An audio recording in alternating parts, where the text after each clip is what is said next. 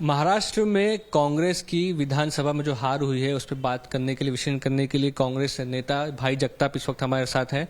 भाई, विषय ऐसा है कि ईवीएम या ये मुद्दों पर तो कांग्रेस के नेता बात कर ही रहे हैं, लेकिन साथ ही साथ क्या स्ट्रेटेजिक मुद्दों में, नैरेटिव में भी महाराष्ट्र में कांग्रेस कम पड़ी है? टिकट डिस्ट्रीब्यूशन हो, कैंडिडेट सिलेक्शन हो, ये सभी मुद्दे आज आपको लग रहे हैं कि दिक्कत का सबब बने? जी हाँ, पर लेकिन उसके पहले मैं ये महायुति को जो ये कामयाबी मिली है, मैं उनको बधाई देना चाहता हूँ। मुख्यमंत्री एकनाथ जी शिंदे, उप मुख्यमंत्री देवेंद्र फडणवीस जी और दूसरे उप मुख्यमंत्री अजित दादा, उनको मैं बहुत बहुत बधाई देता हूँ कि लोगों ने जो निर्णय दिया है और आप जीते, तो मैं आपको बहुत बहुत बधाई देता हूँ। रही बात मुद्दों की, जी हाँ, बहुत सारे मुद्दे चर्चा में आएंगे। हालांकि अगर आपने एक बात देखी होगी, मैं ये निरंतर ईवीएम का मुद्दा मैं हमेशा उठाता हूँ। कुछ लोग, मीडिया कर्मी भी और कुछ राजनीतिक भी कहते कि अरे भाई जगताप पागल है। ठीक है, हम पागल है अपनी जगह, लेकिन आज हकीकत ये है कि 25-30 साल पुरानी एक टेक्नोलॉजी आज अगर हम देखें हर 6 महीने में हमारा ये बदलता है और इसकी टेक्नोलॉजी बदलती है। हमारी ईवीएम वही चल रही है। अच्छा, वो ईवीएम टैंपर हो ही सकती है, वो ईवीएम एडजस्ट हो ही सकती है, वो सेट हो ही सकती है। ये अनेकों बार प्रूव किया गया इंजीनियरों द्वारा। ऐसा नहीं है कि नहीं हुआ। आपको याद होगा, ये वीवीपैट भी जो लगा है, ये कांग्रेस के आंदोलन का नतीजा है। कांग्रेस ने इसके ऊपर बहुत आंदोलन किया, तब जाके ये वीवीपैट लगा है। और ये कारण दिया जाता है कि बैलेट पेपर को बहुत टाइम लगता है काउंटिंग में, तो लगने दो ना भाई। विश्व में सबसे बड़ी जमहूरियत, सबसे बड़ा लोकतंत्र हमारा है, और इस लोकतंत्र को एक बहुत बड़ा इतिहास है। तो उसको साबित करने के लिए, उसको पुख्ता करने के लिए हम ज्यादा वक्त तो ले ही सकते हैं। और ये 20-25 साल समझो ईवीएम चली, उसके पहले तो काउंटिंग हम कर ही रहे थे।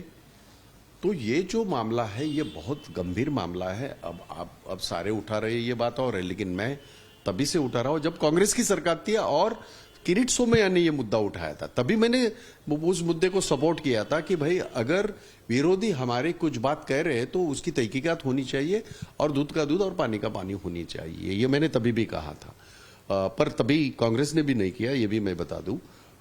उसके ऊपर बहुत ज्यादा ध्यान नहीं दिया गया। उसके बाद लगातार कुछ न कुछ चीजें होती आई और हम लोग उसको देखते ही रह गए। मेरे ख्याल से ये मुद्दा वंस फॉर ऑल उसको ये करना चाहिए।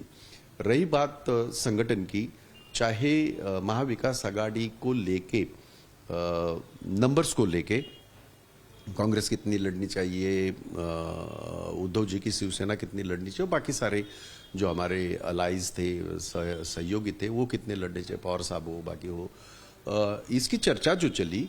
और उसमें जो हमने एक बात अगर आपने नोट की है कि वो सारी चर्चाएं पब्लिक तक जाती थी और लोग इस बात से परेशान थे कि लोकसभा में लोगों ने हमें सराहना की हमारी महाविकास आघाड़ी की, तो 31 जगह पे हम लोग को जीत मिली, पर वो हम ये नहीं कर पाए, उस चीज को हम बरकरार रख नहीं पाए, या तो उस चीज का फायदा हम विधानसभा में शायद उठा नहीं पाए। उसका एक कारण ये भी है कि जागा वाटप, जो सीट बंटवारा जो था, वो ढंग से नहीं हुआ। ये मेरी कहनी है, ये मेरा कहना है, क्योंकि मैं मुंबई में 36 जगह जो मुंबई की थी उसमें मैं खुद एक सदस्य रहा हूं। और जहां तक मैं 3 मीटिंगों में था, तीसरी मीटिंग जो आखिरी मीटिंग हुई, उसके बाद कोई मीटिंग नहीं हुई, और उसमें जो हमने निर्णय लिया था कि वर्सोवा की सीट हो, बांद्रा की सीट हो, वायकला की सीट हो, ये हमें छोड़नी नहीं है। ये कांग्रेस की परंपरागत सीटें हैं और उस बात को लेके वो भी आग्रह थे, तो उसके ऊपर कोई नतीजा नहीं हुआ। और बाद में फिर आप ही ने जो बताया कि बंगले पे, मातोश्री पे छुप छुप के कुछ लोग जाते थे और अचानक ये महसूस हुआ और जाहिर हुआ कि ये सीटें सारी शिवसेना को भी नहीं। ये कैसे? तो ये बहुत सारी गंभीर बातें हैं और इसके बारे में पार्टी के फोरम में तो चर्चा होगी, उसके ऊपर चर्चा भी होगी, आत्मचिंतन भी होगा, लेकिन चिंता करनी चाहिए, ये मेरा कहना है। आज भी मैं वही कह रहा हूँ कि कांग्रेस पार्टी ने बहुत इस तरह के कामयाबी देखी हुई है, इस तरह का जो ये हुआ है हमारी जो हालत आज जो हुई है, जिस तरह का माहौल है महाराष्ट्र में, विरोधी पक्ष नेता भी नहीं है इसमें विधानसभा में, ये तो बहुत ही बुरी बात कांग्रेस पार्टी के लिए, सारे हमारे विरोधी दल के लिए है। तो हमने हार का भी स्वीकार किया, लेकिन इस तरह की हार कभी भी कांग्रेस ने नहीं देखी थी जो आज हम देख रहे हैं।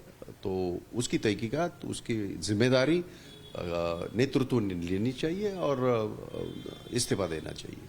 स्टेट प्रेसिडेंट और मुंबई प्रेसिडेंट को इस्तीफा देना चाहिए। दोनों स्टेट प्रेसिडेंट भी और मुंबई प्रेसिडेंट भी इस्तीफा देना चाहिए। मुंबई में तो सीटें कम ही लड़ रही थी, कांग्रेस 11 सीटें लड़ रही थी, उसमें भी देखा गया कि जो सीटें में आप कह सकते हैं कि सही से सीट डिस्ट्रीब्यूशन हो सकता था, वहां पर भी चाहे कोलाबा हो, आप उसके बाद आप कह सकते हैं चारकोप हो, कांदीवली हो, उसको कैसे देखते?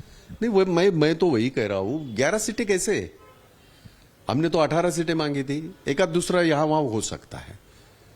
11 सीटें, उसमें से 9 सीटें ही डिक्लेयर पहले हुई। तो लास्ट के दिन में मैंने देखा, क्योंकि मुझे तो कभी मीटिंग में बाद में बुलाया नहीं गया, और मैंने लास्ट में देखा तो अरे भाई वो उसमें मुल्लुंड में तुम लड़ो, वहां तुम लड़ो, ऐसा करके वो 11 सीटें हुई है। और ये इसमें एक जिसको बोलते हैं ना कि इतिहास में लिखा जाएगा ब्लैक अक्षरों में कि मुंबई में कांग्रेस इस तरह कि 36 जगहों में से सिर्फ 10-11 सीटें लड़ रही, ये कभी भी नहीं हुआ था और ये बहुत ही शर्मनाक है। रही बात इसकी रही बात कैंडिडेट्स की, देखिए विडंबना कैसी है। वहाँ चारकोप में गुजराती समाज ज्यादा है, वहाँ उत्तर भारतीयों को दिया है, और जहाँ कांदिवली में उत्तर भारतीय समाज बहुत बड़े मात्रा में है, वहाँ गुजराती को दिया है। तो ये क्या है, मैंने पूछा भी तो नहीं चुन के आएंगे, और कॉन्फिडेंस देखिए, हम 8 जगह जीतेंगे, 11 में से 8 जगह जीतेंगे। जब हम अकेले थे 2019 में, जब पूरे देश में और महाराष्ट्र में मोदी चल रहा था, तभी भी हम 4 सीटें जीते थे मुंबई में। आज सेना भी साथ में है, सब लोग साथ में रहते हुए अगर ये हशर है, तो उसका मतलब यही है कि हमारा टिकट बंटवारा हो, चाहे टिकट का ये हो, कैंडिडेट का चुनाव हो, सही ढंग से नहीं हुआ।